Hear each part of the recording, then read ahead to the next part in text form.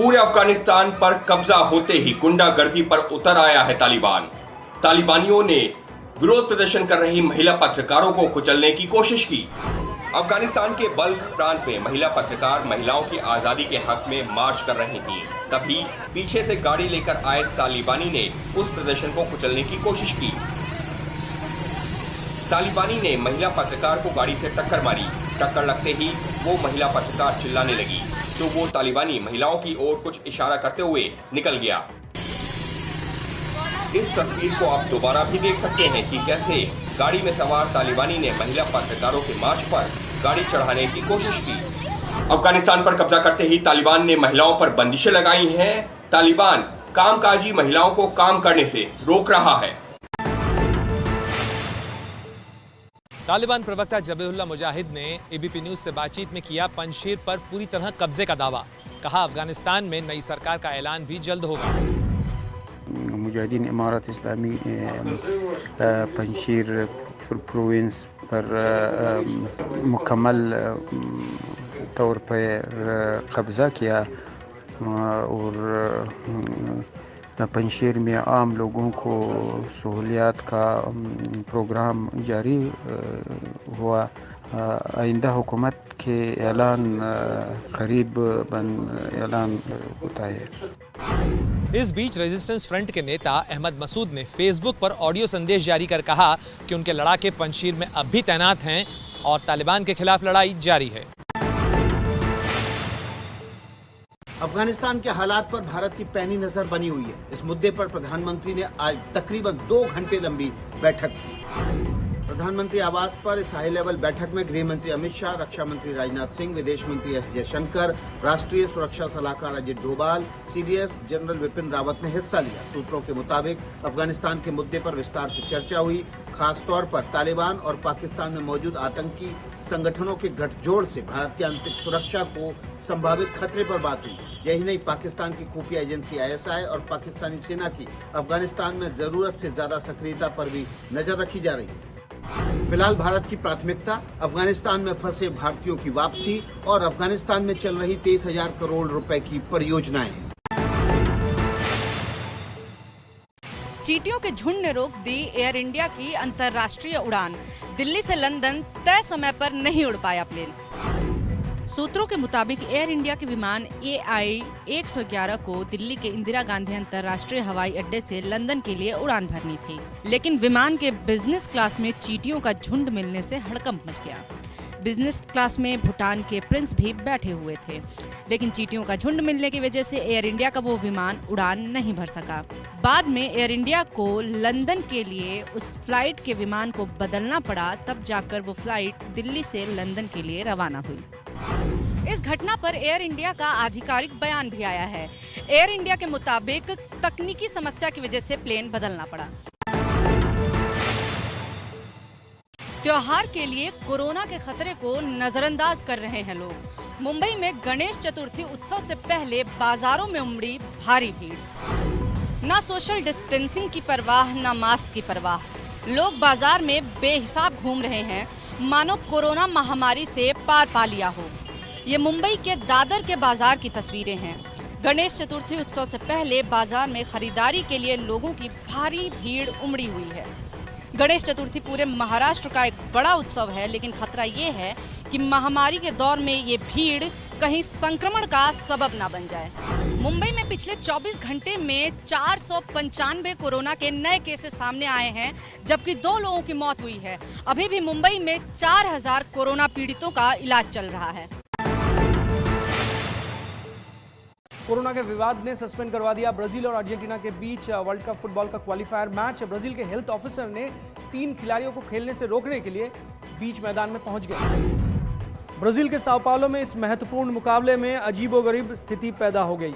अभी world cup qualifier मुकाबले को 7 मिनट ही हुए थे कि ब्राजील के हेल्थ ऑफिसर मैदान पर पहुंच गए।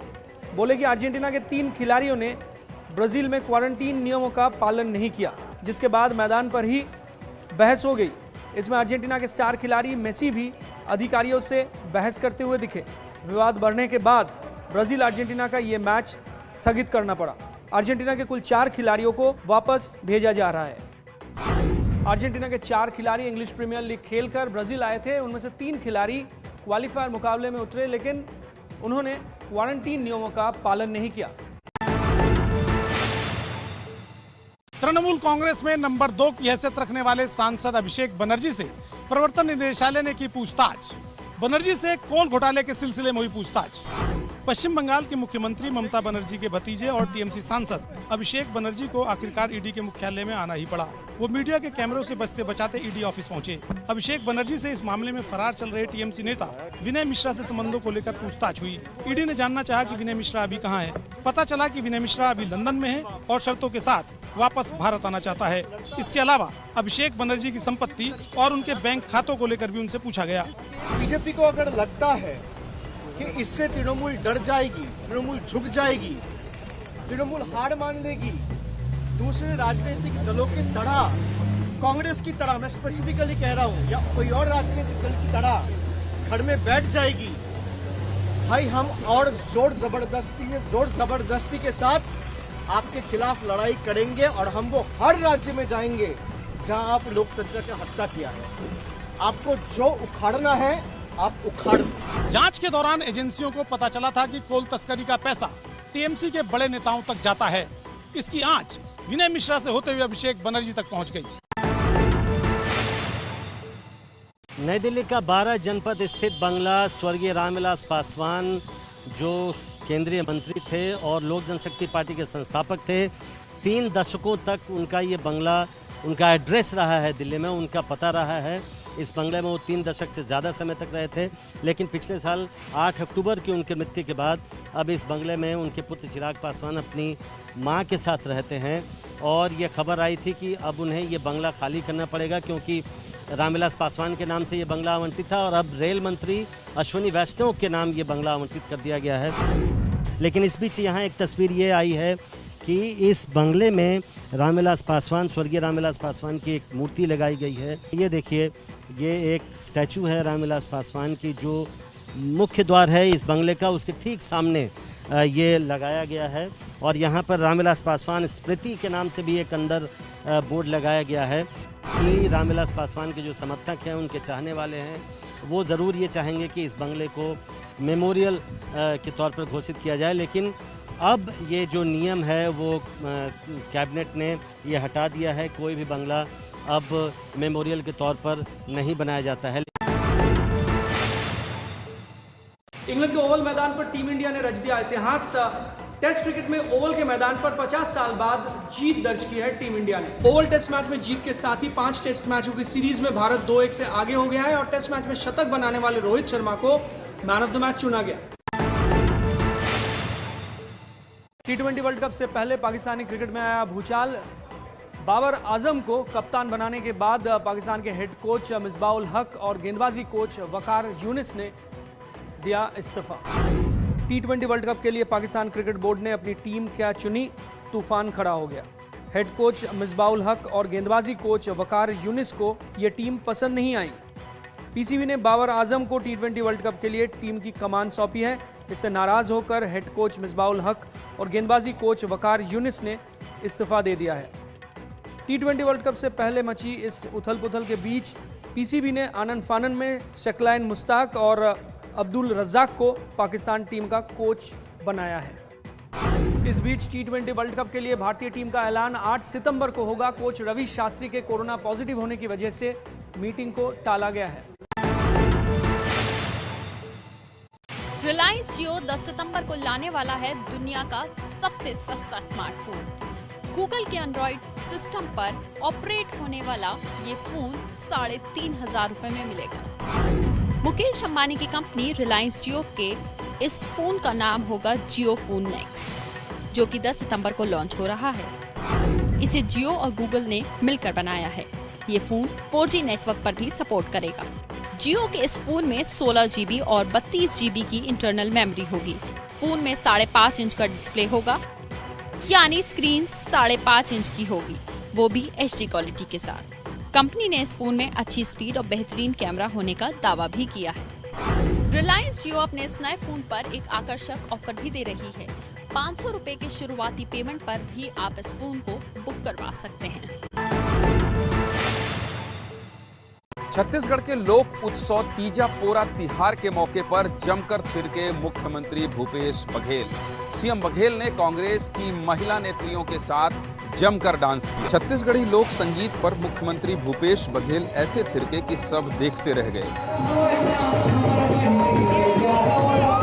उनके साथ कांग्रेस प्रवक्ता रागिनी नायक और अलका लांबा भी खुद को नहीं रोक पाई और मंच पर ही सीएम के साथ थिरकने लगी। सीएम की पत्नी मुक्तेश्वरी बघेल भी इसमें शामिल हुई। छत्तीसगढ़ में तीजा पोरा महिलाओं का त्योहार है और इस त्योहार के सिलसिले में ही कांग्रेस की प्रवक्ताओं को रायपुर बुलाया गया था। छत्तीसगढ़ के मुख्यमंत्री भूपेश बघेल ने महिलाओं के लिए सीएम हाउस में ये आयोजन रखवाया। यूपी के मुजफ्फरनगर में कल हुई महापंचायत के बाद किसान आंदोलन को लेकर सियासी बयानबाजी तेज हुई। मायावती ने भी विवाद में एंट्री मारी। कोरोना काल से तो भयंकर बीमारी सरकार है, जो सरकार के कानून है वो कोरोना से ज्यादा खतरनाक है। तो राजनीतिक महापंचायत होगी, किसान महापंचायत तो रही नहीं। किसान के मुद्दे तो कल कम ही दिखाई दिए, वहाँ ज्यादा बातें राजनीतिक हुई हैं। आज बीएसपी अध्यक्ष मायावती ने मुजफ्फरनगर में किसान महापंचायत की तारीफ की। बीजेपी के साथ समाजवादी पार्टी पर निशाना साधते हुए लिखा, यूपी के मुजफ्फरनगर जिले में कल हुई किसानों की जबरदस्त महापंचायत में हिंदू मुस्लिम सांप्रदायिक सौहार्द के लिए भी प्रयास अति सराहनीय है। इससे निश्चित ही सन 2013 में सपा सरकार में हुए भीषण दंगे के गहरे जख्मों को भरने में थोड़ी मदद मिलेगी, किंतु यह बहुतों को असहज भी करेगी। कल की महापंचायत में किसान नेता राकेश टिकैत ने सरकार की तुलना तालिबान से की, जिसको लेकर कल ही से घमासान छिड़ा हुआ। यूपी के पूर्व गवर्नर अजीज कुरैशी के खिलाफ राजद्रोह का मामला दर्ज। योगी सरकार पर की थी टिप्पणी। पुलिस के मुताबिक अजीज कुरैशी ने योगी सरकार पर निशाना साधते हुए दंगा भड़काने वाला बयान दिया। हालांकि कुरैशी ने अब सफाई भी दी है। मेरे बयान को पूरी तरह तोड़ मोड़ के पेश किया जा रहा है। मुझे सियासी नुकसान पहुँचाने के लिए, राजनीतिक हानि पहुँचाने के लिए और जनता को गुमराह करने के लिए मुकदमा दर्ज हो गया है। पुलिस उस पर जो कार्रवाई जांच करके कार्रवाई करेगी। जो महत्वपूर्ण पदों पर रहे हैं उनके लोगों के द्वारा दिया जाना ये अस्वीकार है। रामपुर में अजीज कुरैशी समाजवादी पार्टी के नेता आजम खान से मिलने पहुंचे थे। वहीं पर उन्होंने वो विवादित बयान दिया जिस पर बवाल मचा हुआ। झारखंड विधानसभा में नमाज के लिए अलग कमरा अलॉट होने पर सियासत तेज। बीजेपी विधायकों ने विधानसभा के बाहर झाल मजीरे के साथ भजन गाया। झाल मजीरे के साथ भजन ये झारखंड की सियासत का नया चेहरा है। झारखंड विधानसभा में नमाज के लिए अलग कमरा अलॉट करने पर सियासत तेज हो गई है। मानसून सत्र के दूसरे दिन के कार्यवाही शुरू होने से पहले विधानसभा के बाहर बीजेपी विधायकों ने झाल मंजीरे बजाकर भजन गाया और मांग रखी कि नमाज के लिए जगह तो प्रार्थना के लिए जगह क्यों नहीं दी। इस पूरे विवाद पर झारखंड सरकार का कहना है कि समय पर नमाज अदा करने के लिए अलग से कमरा अलॉट किया गया है। बीजेपी इस मुद्दे को बेवजह तूल दे रही है। मनी लॉन्ड्रिंग आरोपों के घेरे में आए महाराष्ट्र के पूर्व गृह मंत्री अनिल देशमुख के खिलाफ लुकआउट नोटिस जारी। 5 बार बुलाने के बावजूद भी ईडी के सामने नहीं आए हैं। 100 करोड़ की वसूली मामले में महाराष्ट्र के पूर्व गृह मंत्री अनिल देशमुख की मुश्किल बढ़ गई है। वसूली कांड में मनी लॉन्ड्रिंग की जांच कर रहे प्रवर्तन निदेशालय ने अनिल देशमुख के खिलाफ लुकआउट नोटिस जारी किया है। दरअसल 5 बार बुलाने के बाद भी अनिल देशमुख ईडी के सामने पेश नहीं हुए। हर बार उनके वकील केंद्रीय जांच एजेंसी के सामने पेश हुए और बढ़ती उम्र, बीमारी और तकनीकी कारणों का हवाला देते हुए पेशी में छूट मांगते रहे। इस लुकआउट नोटिस के बाद अब अनिल देशमुख देश छोड़कर नहीं जा सकते हैं और साथ ही अनिल देशमुख की गिरफ्तारी का खतरा भी बढ़ गया है। छत्तीसगढ़ में अवैध धर्म परिवर्तन पर बड़ा संग्राम। रायपुर में पुलिस के सामने थाने में भीड़ ने पादरी को पीटा। मारपीट हो रही है, लात भूसे चल रहे हैं, जूतों से हमला हो रहा है और जो पिट रहा है उस शख्स पर अवैध धर्मांतरण कराने का आरोप है। ये आरोपी एक पादरी है। पूरा मामला रायपुर की पुरानी बस्ती का है। आरोपों के मुताबिक यहां भाटा गांव में धर्मांतरण का अवैध धंधा चल रहा था। शिकायत मिलने पर पुलिस ने पादरी को थाने में बुलाया तो यहां जुटी भीड़ ने हमला कर दिया। इस बवाल पर पुलिस हमले के आरोपियों पर कार्रवाई कर रही है, लेकिन पुलिस वालों पर भी सवाल उठे। रायपुर में धर्मांतरण का ये मामला सामने आने के बाद पूरे छत्तीसगढ़ में भी सियासत तेज हो गई है। पहले कैमरे से देखिए पहाड़ टूटता है और यहाँ वीडियो बना रहे ये लोग डरते हुए और खौफ के साथ हंसते हुए पीछे भागते हैं। ओ भाई। और दूसरे कैमरे से देखिए यहाँ भी कुछ लोग मोबाइल से गिरते पहाड़ का वीडियो बना रहे हैं। यहाँ कुछ सुरक्षा कर्मी भी दिख रहे हैं और देखिए यहाँ भी ये लोग उठकर भागे। अब ये तीसरे कैमरे से तीसरी तस्वीर देखिए। यहाँ दूर से दिख रहा है कि कैसे बड़ा सा पहाड़ टूटकर सड़क पर गिरता है। बड़ी बड़ी चट्टानें खाई की तरफ गिर जाती हैं। ये तस्वीरें हैं हिमाचल प्रदेश के शिमला की। यहाँ रामपुर से NH5 पर यह हादसा हुआ। इस हादसे में लोग और गाड़ियां बाल बाल बचे हैं। अच्छी बात यह रही कि इस हादसे में कोई भी घायल नहीं हुआ।